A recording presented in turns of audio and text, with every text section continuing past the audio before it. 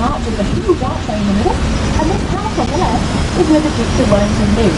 Apsley House, they call it number 1 London.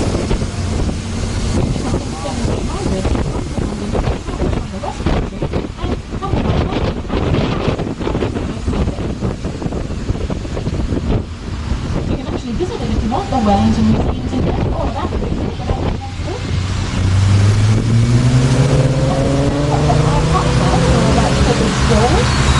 Through the old hunting ground of King Henry VIII, where it was the American servicemen stationed here in London and their officers and mates. Now we're pulling up to our Marble Arch stop. This is the last stop for the red tour on this bus. If you want to carry on with red, you can do it from here. If you want to change to blue to go west, you can do it from here as well. So when we jump down guys, you'll find out exactly where you need to go.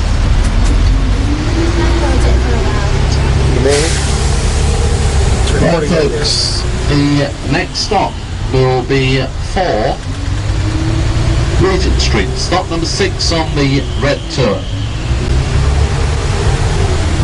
Mayfair. This area gets its name from the agricultural and the hiring fair that was held in this area during the time of the mid-17 to the early 1800s during the first 2 weeks of May, hence the name Mayfair. If you glance to the right on the corner, you're looking at a red brick building with a glass canopy above its entrance to Le Gave Roche restaurant. One of London's most expensive French restaurants. A meal there will set you back at least £100 per person. As this bus moves on from here, if you glance over to the right, you'll be looking at the Embassy building of the United States of America, built in 1956. As far as I'm aware, it's the only US Embassy building in the world to stand on leased land. Most of the land and property in Mayfair belongs to just one man, Gerald Grosvenor, the 8th Duke of Westminster. He owns lots more land and property London-wide. He owns land and property London-wide, he owns land and property country-wide. In fact, he owns land and property in 18 countries worldwide. That makes him worth £5.6 billion. To your right, you're looking into Grosvenor Square Gardens, laid out as a permanent memorial to the Normandy D-Day landings of 1944, which drew the Second World War to a close. If you glance over to the left on the corner, you're looking at MacDonald House, the first part of the Canadian High Commission. Canada does not have an embassy in this country, it has a High Commission. That is because Canada is a member of the Commonwealth of Nations. The Queen is the ceremonial head of the Commonwealth. There are 54 member states in the Commonwealth of Nations, countries that many years ago were part of this country's empire. This is Mount Street. As this bus approaches the next set of lights, if you glance to the right, look to the corner pavement level, you're looking at the London salon of Mr. Nicky Clark, hairdresser to the rich and to the famous.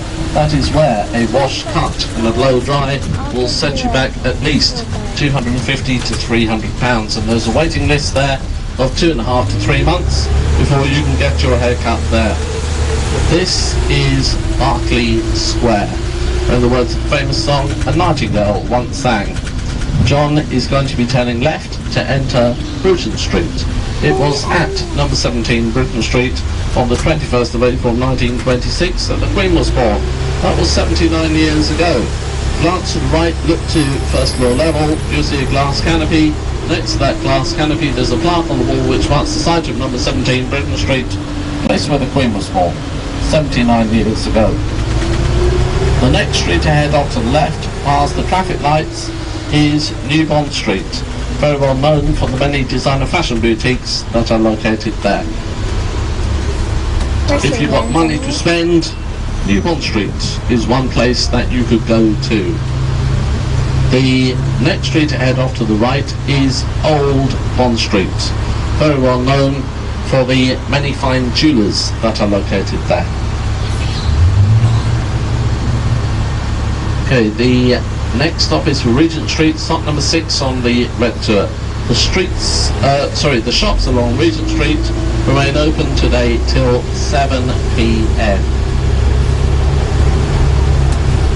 If you glance over to the left on the corner, you're looking at the London premises of Sotheby's, the well-famous auctioneers, established in 1744. The next street ahead off to the right is Savile Row, well famous for the many fine tailors that you will find there.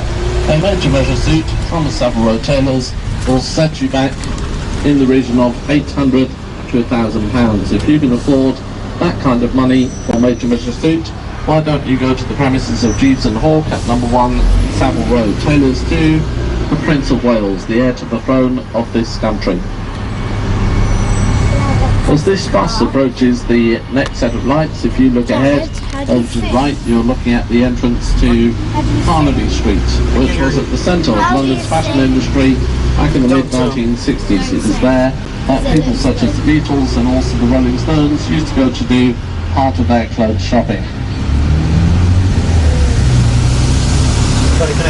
If you are interested in the development and in the history of rock and roll in London, why not take the inclusive Beatles walking tour, which operates on a daily basis from the Trafalgar Square stop number 9 on the red tour.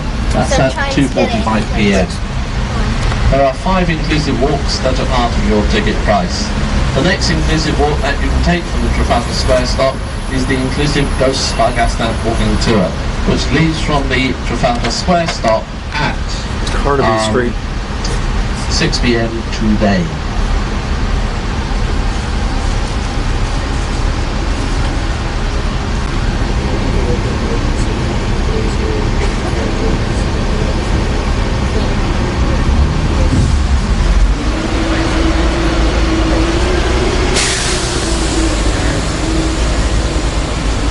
This is Regent Street.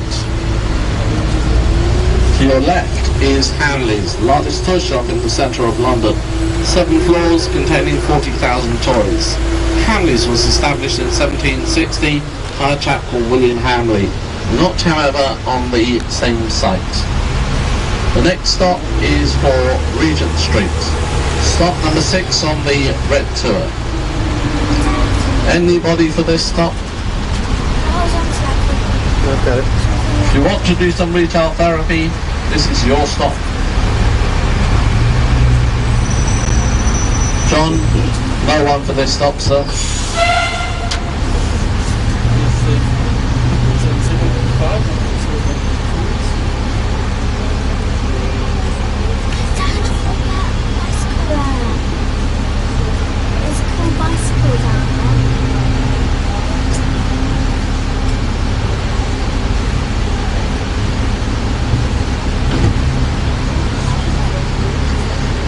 Regent Street was laid out in the early 1800s. That was according to the instructions of the Prince Regent, who later went on to become King George IV.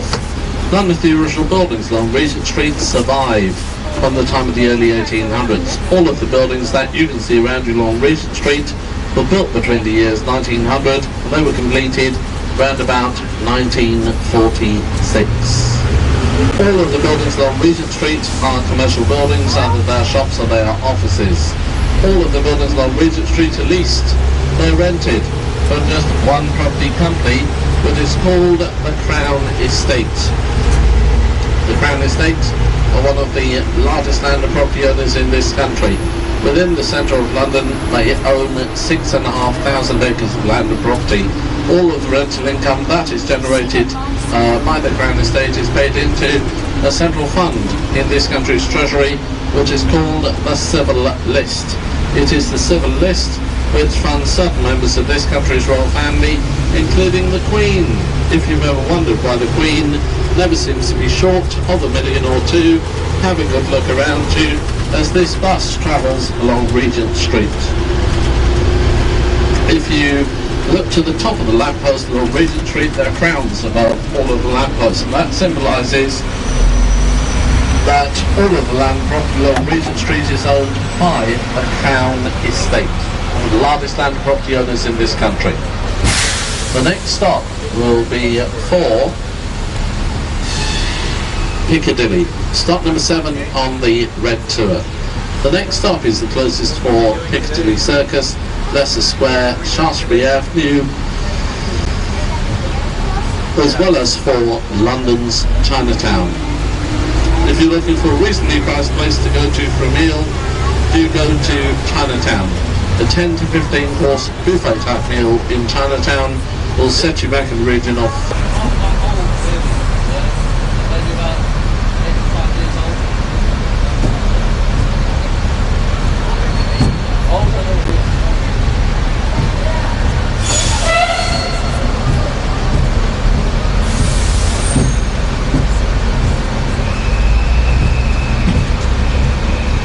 Okay folks, if you look ahead of you, over to the right, in the centre of Piccadilly Circus, you're looking at the statue of Eros, the world's first aluminium statue, placed on its site in 1893, probably called the Angel of Christian Charity, just ahead to the right.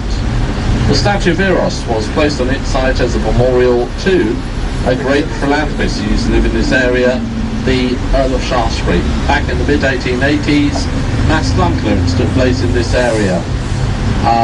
That's when most of the streets around here were laid out.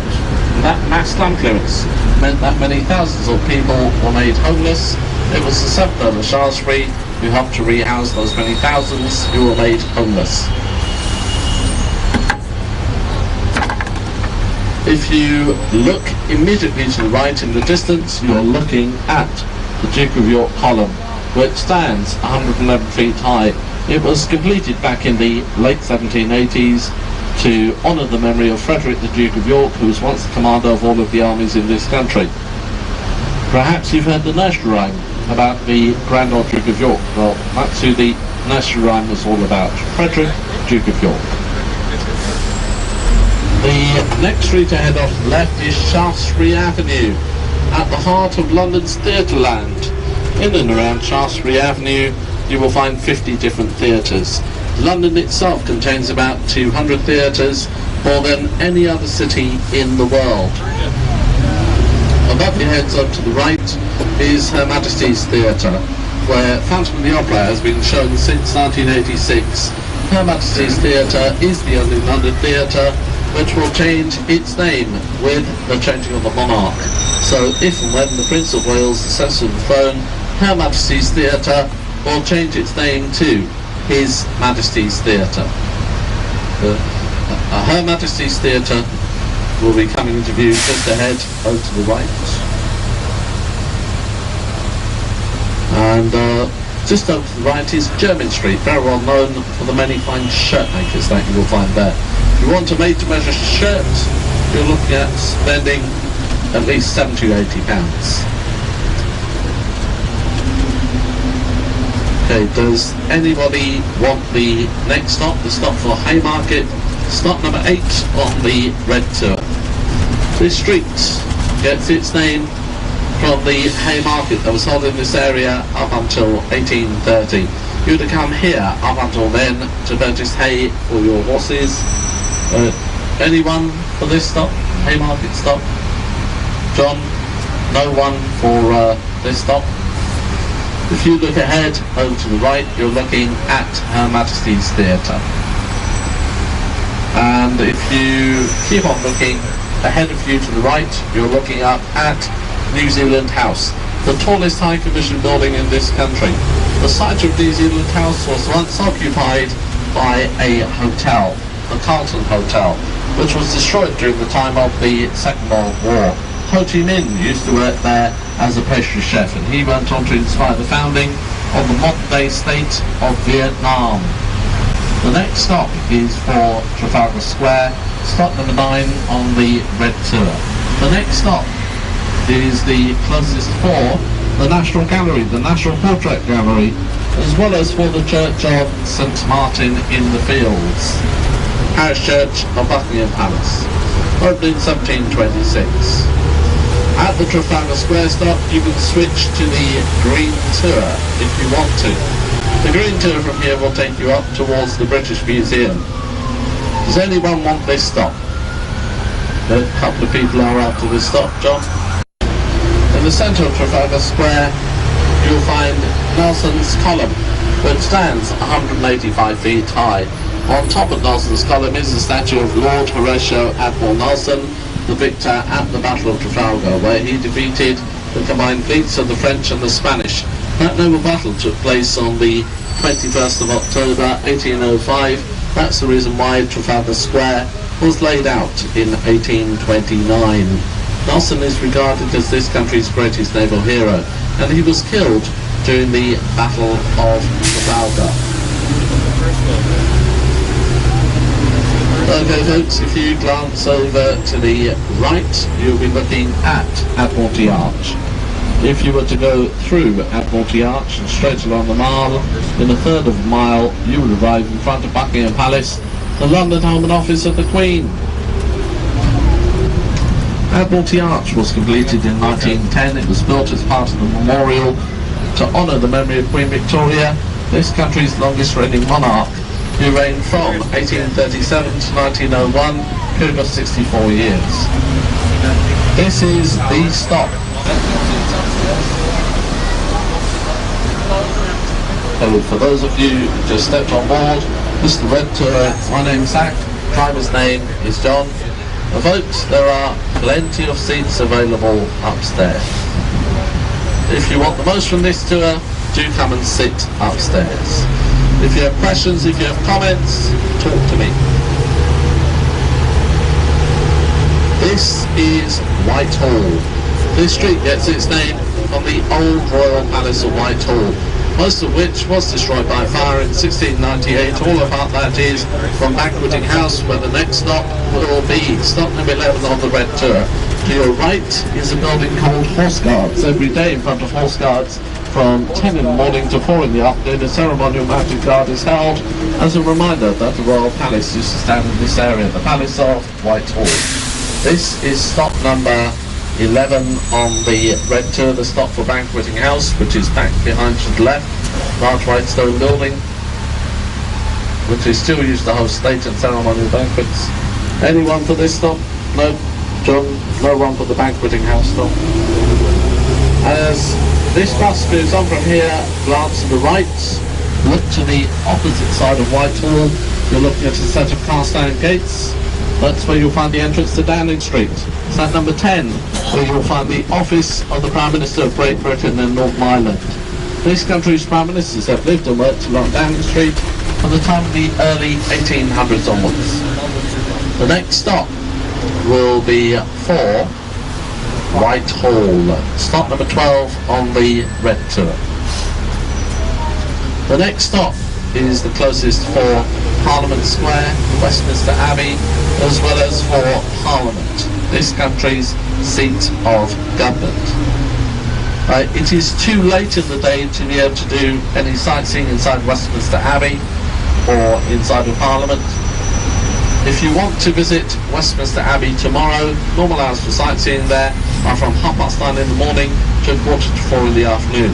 If you would like to take a guided tour inside of Parliament, those tours operate tomorrow from 10 in the morning to 4 in the afternoon.